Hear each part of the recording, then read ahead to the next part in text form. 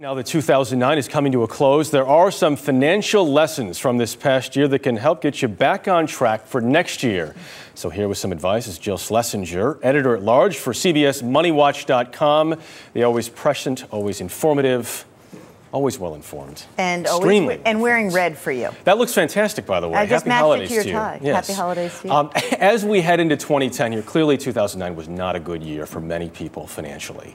So we're talking about some of the lessons. The first one you talk about here is these emergency cash reserves. They are important to have, but I think a lot of people wonder how much they need. Well, you know, for years, people would just blow off this recommendation. Oh, I can always get money if I need it. I can go to my credit card. I can get money out of my house.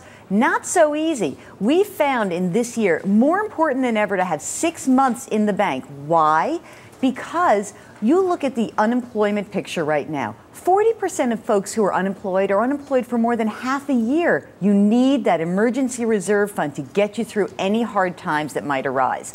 I also would point out one other thing. When you have cash on hand and things are falling apart, as an investor, it gives you a chance to take opportunities and really act on them. Without that cash, you're just watching. A lot of talk these days about how people are saving more finally after so many years of spending more than they had, but people still have these enormous debts. How much is the average debt and how long is it going to take to pay all this off? Well, you know, unfortunately, the debt game has really accelerated and made it into a crisis over 2009. And you remember that there were people, they said, oh, I'm going to move one balance to a 0% interest. Well, that game of musical chairs stopped in 2009. There was no moving your balances.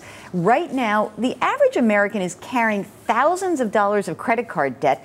And there are a lot of experts who believe that even with increased savings, it's going to take 2 to 3 years to pay off the average credit card balance. We heard for years about being diversified in the markets from the people who know, including yourself. But some people got away from that. Can we talk this morning about the value of diversification? You know, I remember when I first met you, Jeff, it was at the height of 2008 and the entire financial world was melting down. Every asset seemed to be going down at the same time. And people said, you see, diversification doesn't work. I've got the facts that prove otherwise. If you had a portfolio of 60% stocks and 40% bonds over the last decade, you made about 3% a year. Now, you couldn't just keep it 60-40. You had to keep rebalancing. I know, that sounds like homework, right? Okay, twice a year.